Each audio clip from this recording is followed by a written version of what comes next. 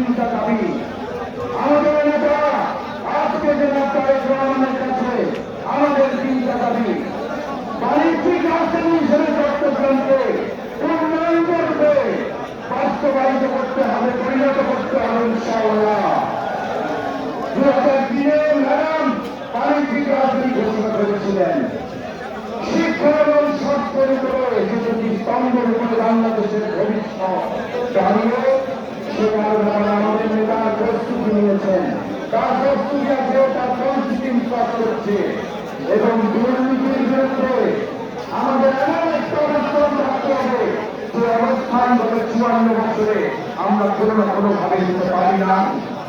এই চিন্তা কাজ আমি মনে করি স্বাস্থ্য, শিক্ষা এবং দুর্নীতির বিরুদ্ধে এই কাজগুলো করলে এবং বাণিজ্যিক রাজধানী হিসেবে আমাদের কাজগুলো আমরা সম্পন্ন করতে পারি, তাহলে চট্টগ্রামবাসী আর কোনদিন তাকে আমাদের কোন দুঃখ এই চট্টগ্রামে রাখার ইনশাআল্লাহ আপনাদের সাথে পালন করা হবে।